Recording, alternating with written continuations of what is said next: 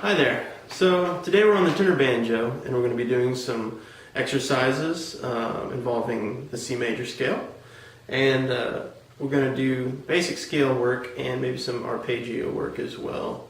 Our right hand technique is going to be very simple. We will be using down up strokes though, so we'll do a little bit of practice on just right hand to start out, and then we'll get right into the scales. We're going to start out with a right hand exercise. It's going to be real simple. We're doing down strokes and then we're going to be doing down up strokes. So let's get right into it. Our down strokes are going to be even and pretty slow. We're going to do 8 down strokes on each string.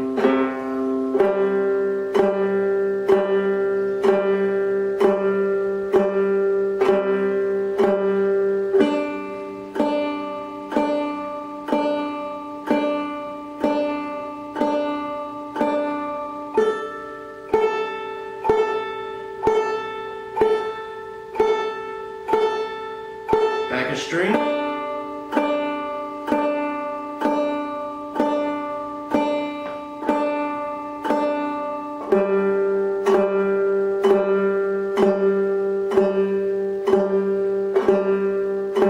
Okay, so once we've done down strokes, we're trying to keep the same speed and do down up strokes.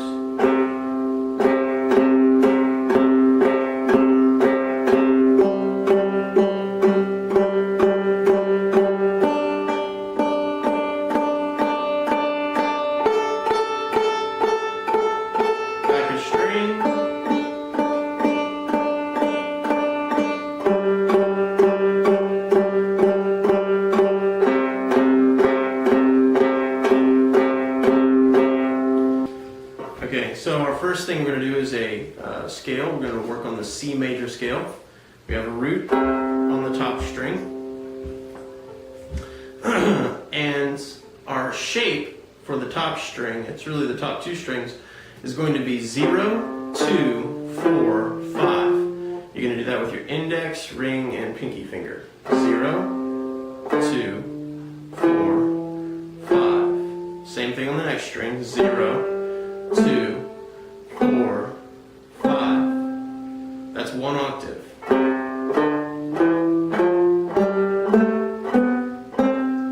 Try it backwards. Pinky, ring, index, open. Pinky, ring, index, open. So the next octave starts on our pinky, where the root is, on the 5th fret of the 3rd string. And we're going to play on the 2nd string 0, 2, 3, 5.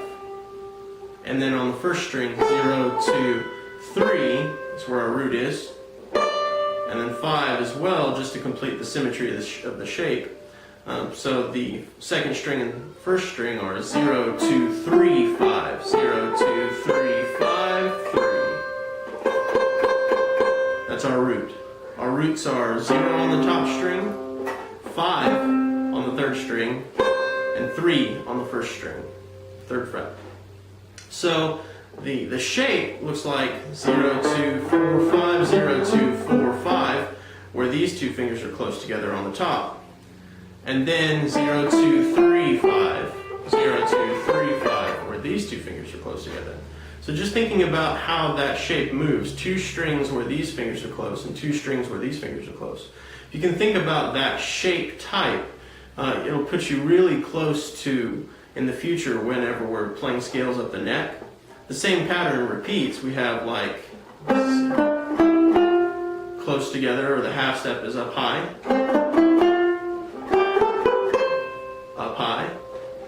or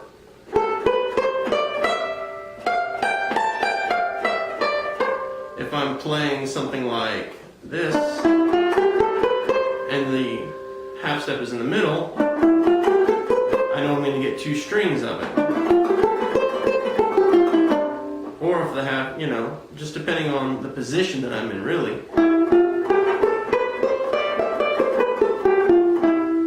And I want you to really focus on the half steps as the shape determiners,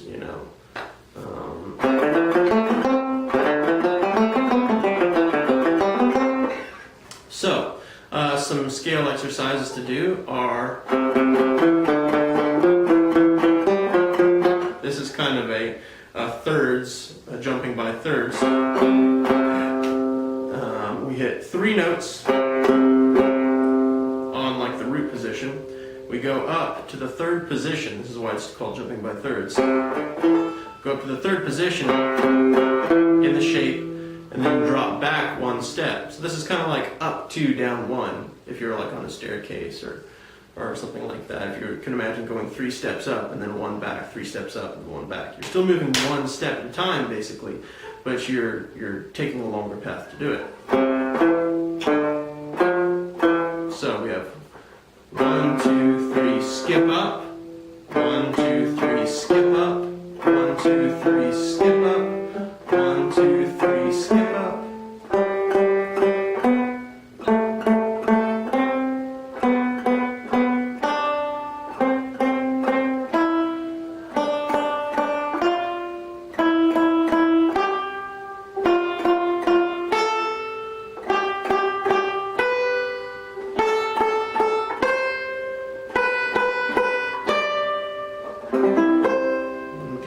C chord. So let's do that again a little bit more steady, and I want to use down up picking. Down up, down, like this. 1, 2, 3, and 1, 2, 3, and 1.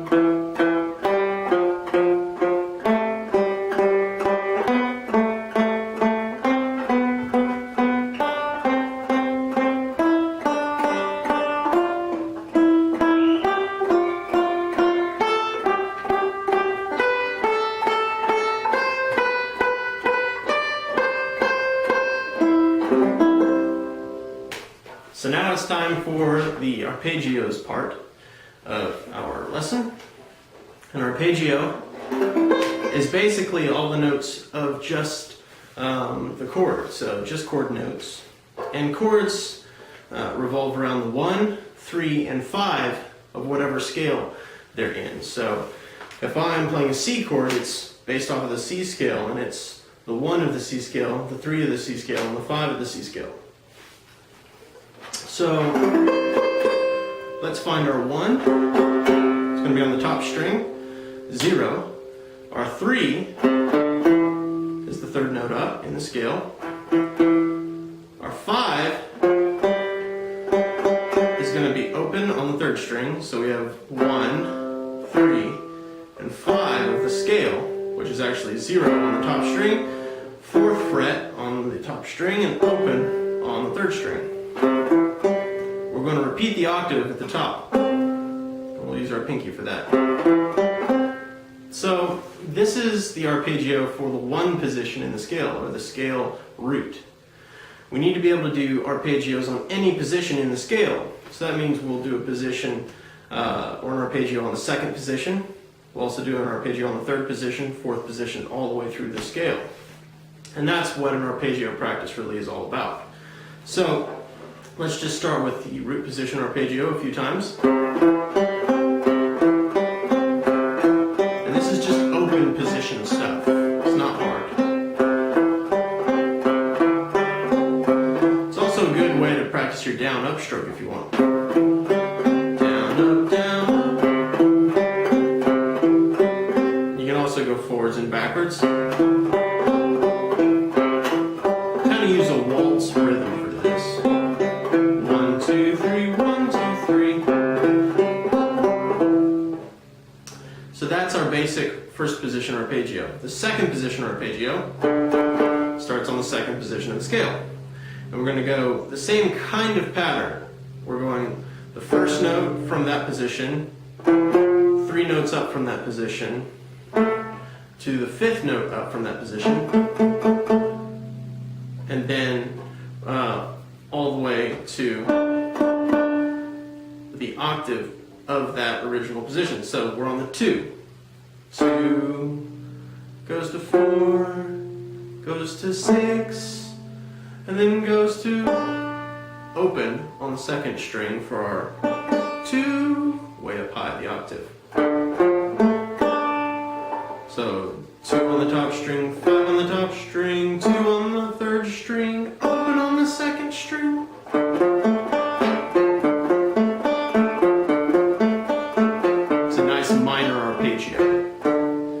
So we did the first arpeggio and we did the second arpeggio. Let's do those two back to back. The first arpeggio is open, 0, 4, 0, 5, 0, 4, 0, 5,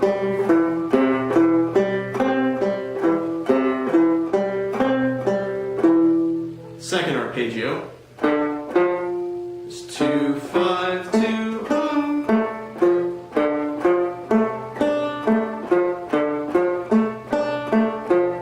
Back to the first arpeggio. Second arpeggio, first arpeggio, second arpeggio.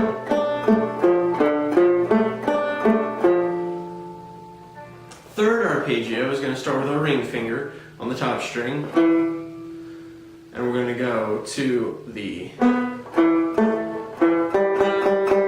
we're actually going to go basically 3, open to third string, which is the 5th of the scale, right? C scale. And we're going to jump up to our ring finger, so we have 4th fret, open, 4th fret, and then we're going to go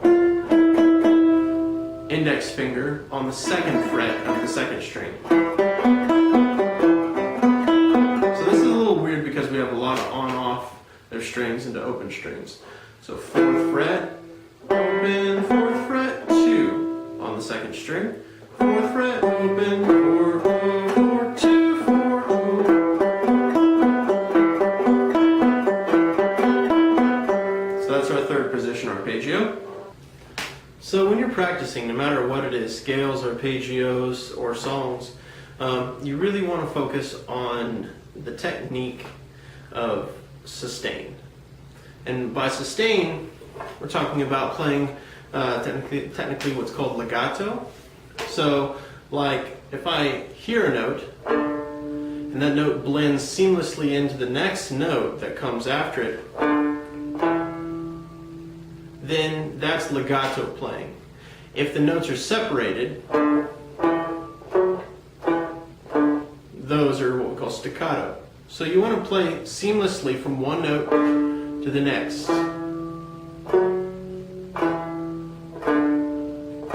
So,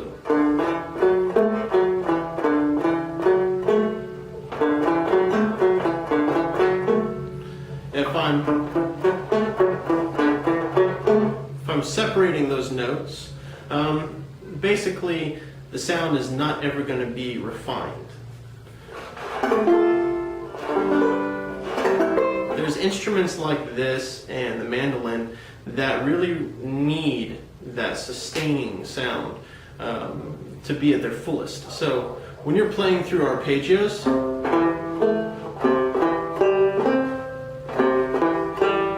try to hold down the last note that you play long enough for you to initially play the next note, and then you can remove your finger from the last note you're on. So that sounds a lot better than that in general context. And a lot of people don't even care about that, so that's why I mention it.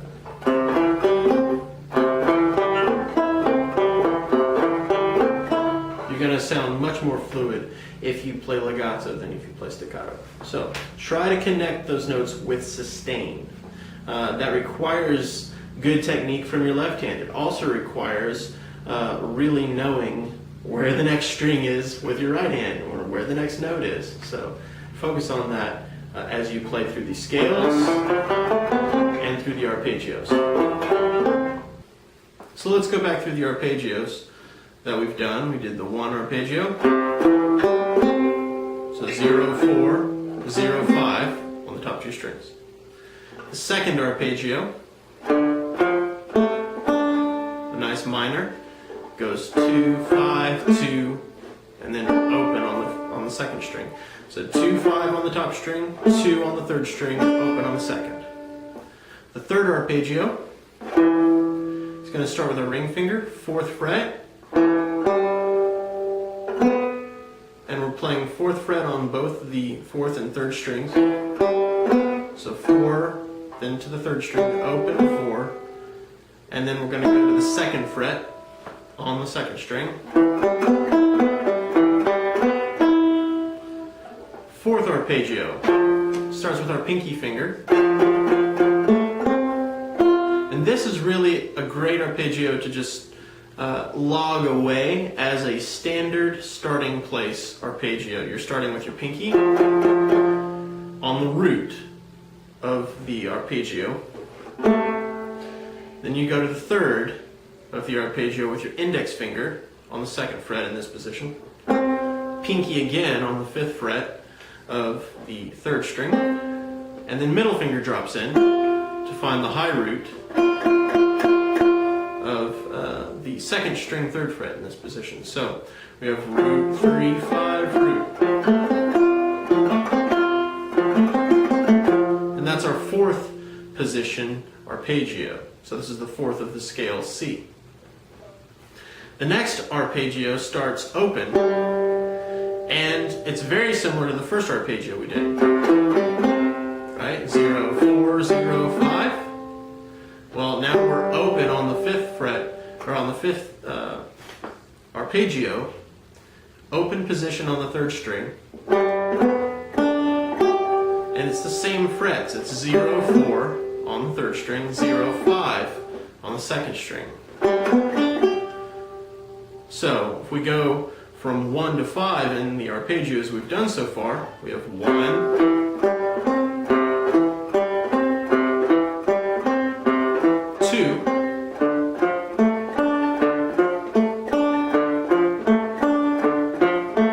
3,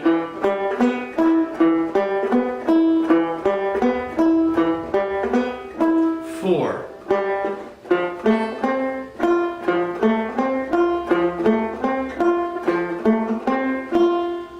5.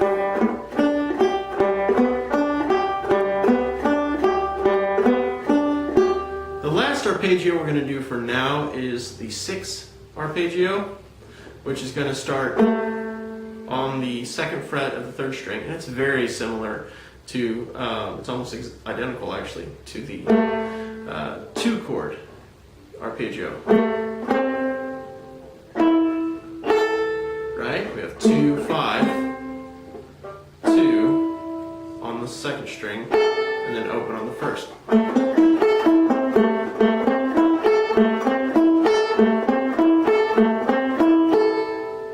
That's just like the 2-chord here.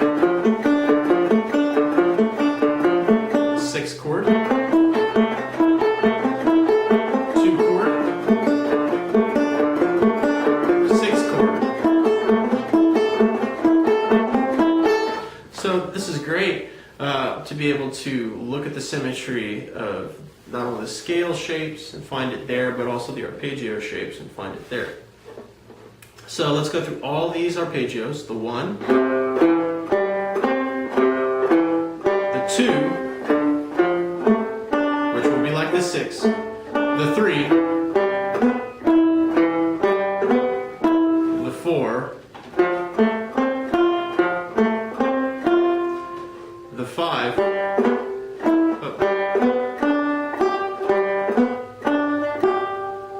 the 6.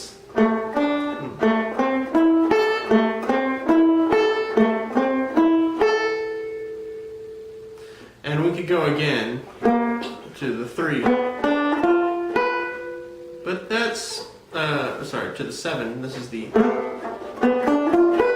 7th arpeggio is just weird. That's why we're not really doing it. You can do it if you want. It's a diminished arpeggio.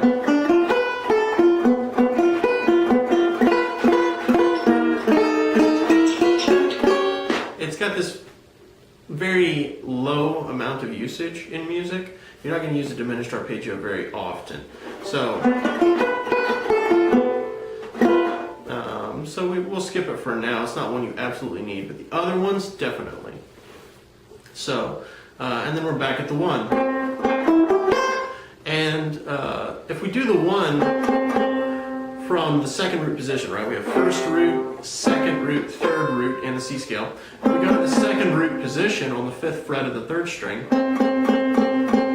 and we played the arpeggio, we realized that looks exactly like the 4-chord arpeggio that I told you was really important. As a general arpeggio shape, this shape is one of the most versatile and most usable shapes. It's the 4-chord. The 1-chord. 4. The 1. And because it's a completely closed shape, you can move it up the neck seamlessly. So if I'm like on the 4-chord, instead of doing the 5-chord starting open here on the 3rd string, I could start it with my pinky doing the exact same shape as the 4-chord arpeggio, just slide it up a whole step. My pinky's now on the 7th fret of the top string, and this is our 5th position in the scale. 1, 2, 3, 4, 5. So there's our 5th position arpeggio, the 4th position. It's exactly the same shape, same fingerings, and the 1, 4,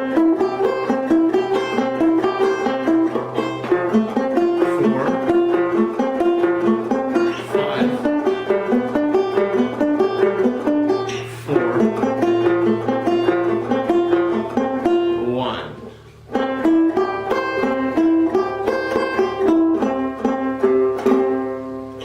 So yeah, this is a very basic practice, basic scale, basic arpeggios, but really these things are so used throughout music.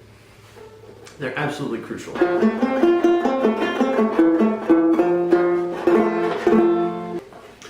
that's it for this video. I hope you enjoyed it. Look forward to the next session where we'll sit down and probably work through a first tune in the key of C. So look forward to that. See you next time.